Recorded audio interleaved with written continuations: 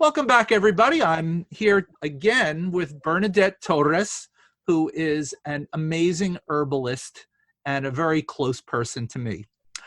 She lives in Albuquerque, New Mexico, and teaches herbalism in a school with her partner. And we're going to hear a lot more about that over the course of this episode. Bernadette, I'm going to ask you if you could tell us about some of the important teachers in your life, the teachings, the lessons, and even techniques, things that people can do that you learn from other people. Okay. So first of all, I'd like to talk about the people who modeled their connection to the earth as a child. I was blessed to watch my dad and my uncles, my mom and her sisters. Both my parents came from really big families. My dad had 8 brothers and my mom had 12 brothers and sisters. And so we were surrounded by families, and it was a very rich environment. They would do things like mantanzas, and they would do tamale making parties and empanada making parties. So we were always in these gatherings where these people would come together. These people, my family, they would come together, and they would work as a team. They would tell stories and they would sing songs and they would tell jokes and they would entertain each other, but they were also, butchering a cow or a pig or a goat at times. And then the women would come into the kitchen and they'd, be putting all of the food together, and kids would be running around like crazy because there's, I think, 1 million of us. That's what it felt like at times. So I saw this really beautiful interaction with people all around us and how they could interact to create this abundance of food and really tasty, incredibly yummy food. Like one of the things that I always remember about my father is when he butchered a cow, it would be on the kitchen table. There'd be a big slab of the cow on top of there. And I remember we would be so excited because he would cut off the pieces of fat. It wasn't cooked. He'd cut off the pieces of fat and he would salt it and he'd give each one of us a little chunk of fat. And I just remember growing up and never having that experience again, only as that child, because then food became cheaper to go buy it. And so they quit butchering when I was, a teenager. But I remember that. And that's why I had this connection, why I could never be a vegetarian, is because I had this love of what we had done together in these mantanzas and the sharing, the love that they felt for the food that they were preparing and that they were going to feed us. And so I call my family and I call all of my Native brothers and sisters who surround us, because we're surrounded by Pueblos. So I had many Pueblo friends and a lot of Native friends. And I got to have a lot of experiences in their homes, where they had dirt floors, where they had their ovens outside. And I fell in love with them because I would see them, like to me, it was like they never go inside a house. They live outside. They're always connected to earth. And so I call them my earth people. And I call them the people my first teachers who taught me to recognize that we had a part, and our part was to sing, or to tell stories, or, like people call it prayer. And the words beautiful, prayer. But I love when people just sing, like they don't have to like perform it like a prayer or feel like it has to be these perfect words that are put together. They would just dance, and they dance to the heartbeat to bring rain on, and so those are some of my first teachers as a child, and I still have a great love for the earth people. And then the person that I really want to talk about is Teresa Crozier, Dr. Teresa Crozier, who is I met her in 2004 when I was going to massage school. She was the herb teacher. She was our nutrition teacher. And when she walked in the door, I probably wasn't even looking at her. I felt her energy. And when I looked over at her, I said, I want to study with her. Whatever she does, I'm going to study whatever this woman has to teach. And when she was teaching, I would just sit there with my ears. They probably came out, like they perked up and they rotated because I wanted to hear everything she says. And her notes out of that school, that was in 2004, her notes are the ones that I carried with me up to this date. Everybody else's, I finally just said, I'm not using this. This didn't really serve me. And I've let go of all of that. But the notes and everything that I wrote during that time, I kept with me. And I also, after school was done, every time she was offering courses or teachings, I went and took those classes and those courses with her. And one of the first things that she taught me and was to have this intuitive connection. So mine was, I was full of facts. I'm a pretty smart kid, and I could pick up facts, and I can just sing them out to you. It was easy for me, and I loved doing it. It was a challenge, and I loved that my brain was, could do that kind of thing. I was a smarty pants. And then when she showed us the intuitive part, though, the way that she taught us is she would give us these cards, and she would put things on the bottom, and then before you picked it up, before you looked at those cards, and their pictures she would draw, and they could just be a color or a circle or something.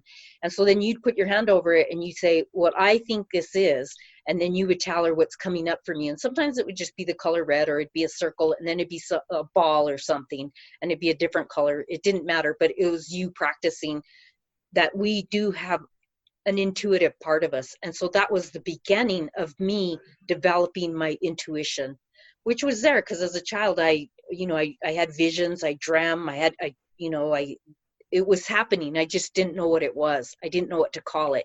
She gave me the vocabulary. She started me on the path of this vocabulary.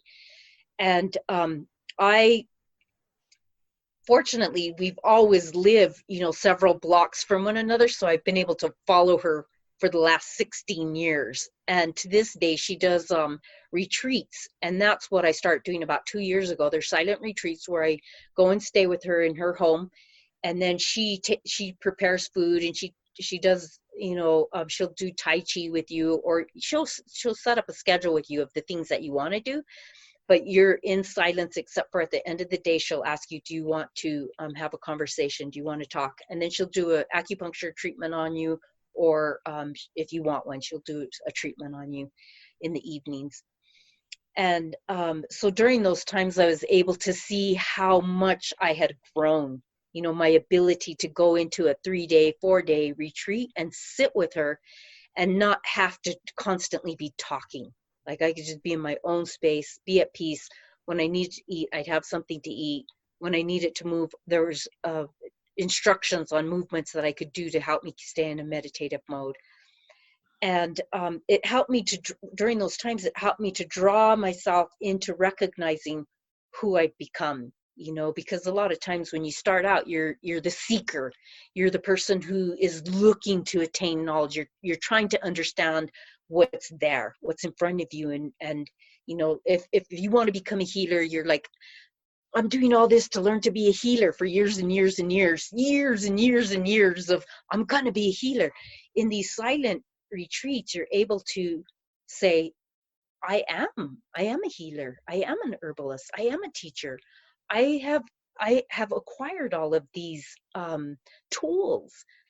And it's time during these retreats, it's time to look to see if there's any of those things, those scars, those splinters, those things that we grew up, those harms, like I was talking in part one, how, as a child I had been abused, there had been violated, and how they had affected me and how they had made me hold back my voice. I wasn't speaking out. I wasn't talking. I wasn't sharing. I didn't think I was worthy. And so during these retreats, I've been able to allow all of that to say, no, that wasn't me, to forgive myself, to recognize I don't need to forgive those people who I think harmed me, because they were already damaged. And what they carried and brought to me wasn't to harm me. It was because they already were affected. Their minds, their spirit, their soul was diseased.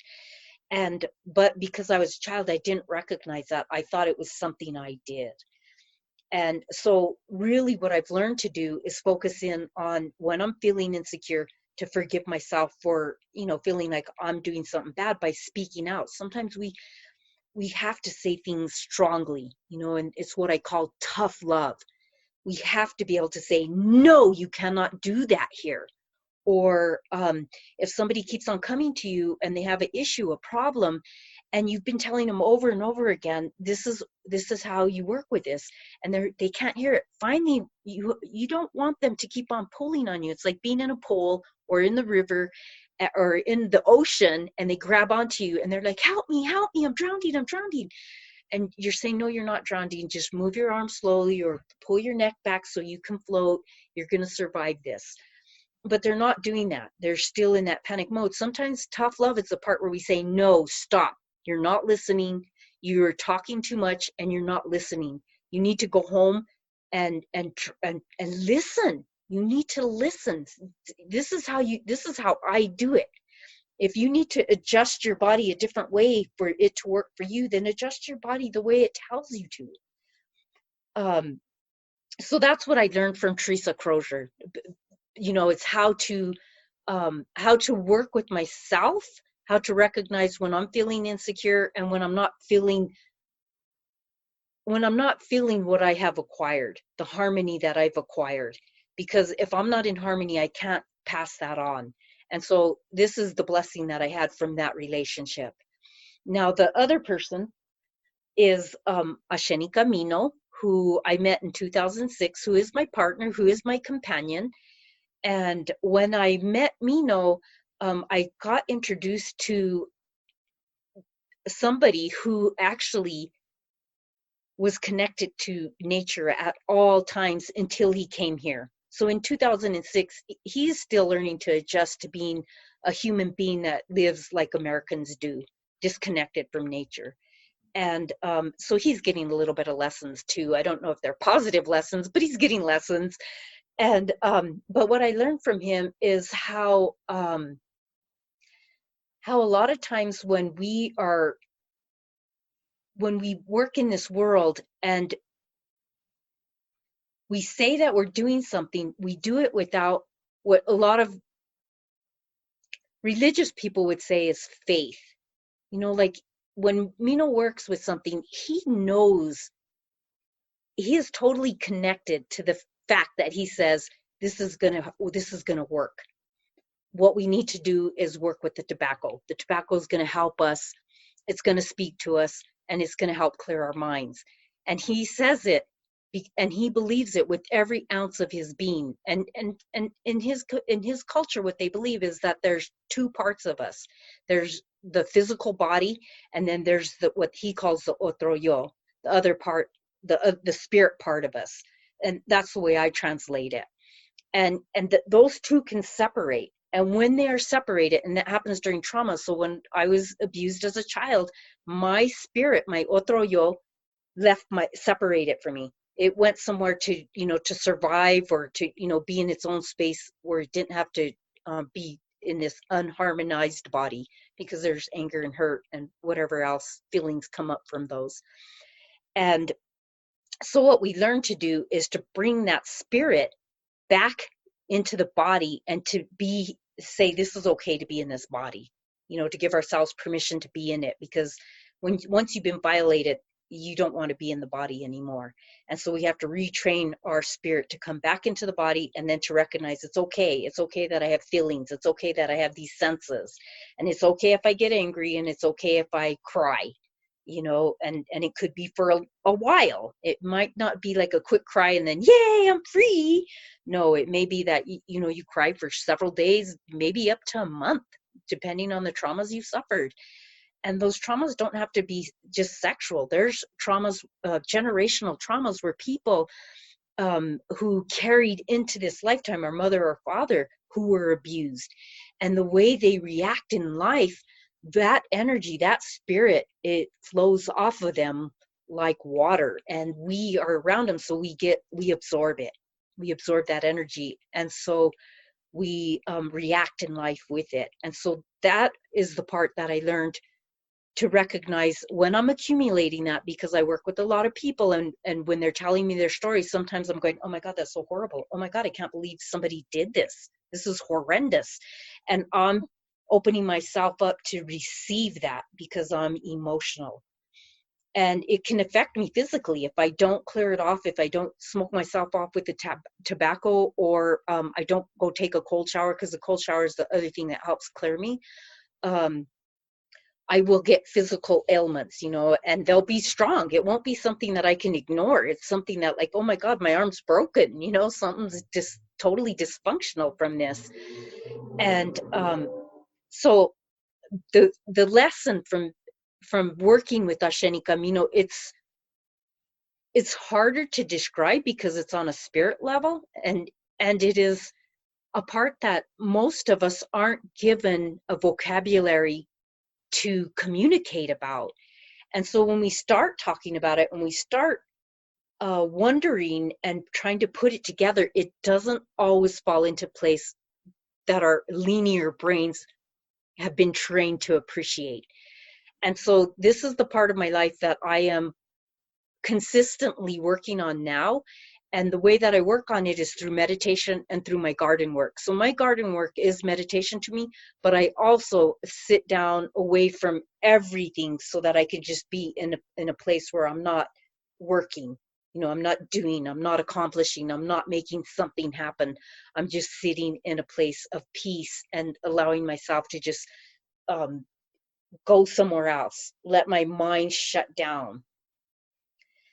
And that's how it's like a spiritual bath to me. Meditation is a spiritual bath. It just helps you to clear all the weirdness, or the linear brain tries to control, and it creates almost a war against spirit, an attack. Like, no, don't trust that. No, that's not right.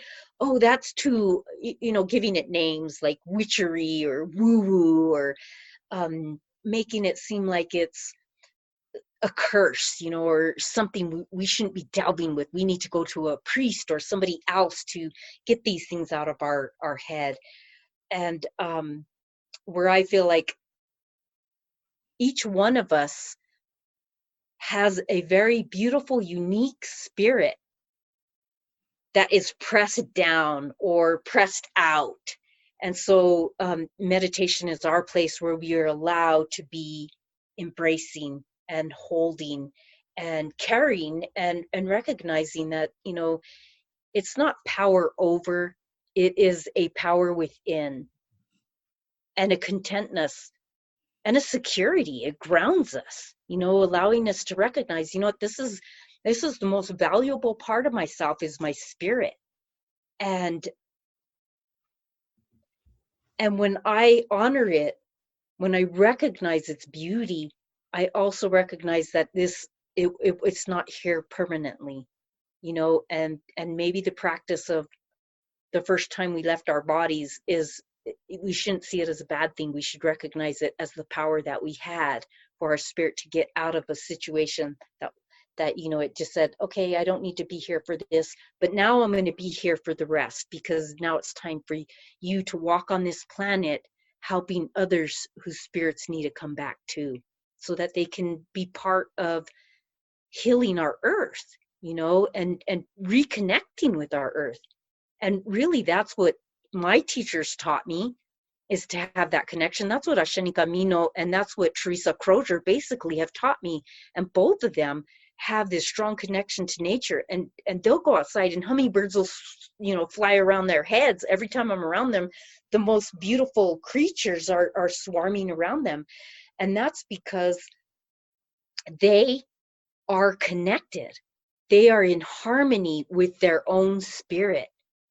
And it's not to say that they never get out of balance, that you don't hear them, step on a, something, and you hear a little, oh shit, what was that? They're human. So they still have human reactions. They're still going to feel pain. Their bodies are still going to deteriorate as they age, but their spirit is so strong that they'll be able to release and go when it's time. So Beautiful. Those are my teachers. Beautiful. Just two quick things before we close. Yes. I want to give a little cultural context. So I'm going to ask you to tell us where in the world Mino came from. I will do that. About his community real quick, and then the contact information for you. Okay. So Asheni Camino is from a region called Maranquiari, which is in the central jungle of Peru. And he was, and so we call him the jungle man. Even my kids, I tell him he is the jungle man. And you can contact us at www.shabeta, SHABETA.com. Thank you so much, Bernadette. It is an absolute pleasure. And thank you, Bob. listeners, I hope you're going to tune in next time so we can hear one last installment from Bernadette Torres, where she's going to share a little bit more about the work that she's doing now and things that you can do in your garden today. Thank you, Bernadette. Thank you. This has been Cultures of Health and Healing with Robert Vetter. Thanks for listening. Please remember to subscribe and rate this show and share it with others. Until next time, remember, your health and healing matter, and you can find your own unique path to optimum wellness.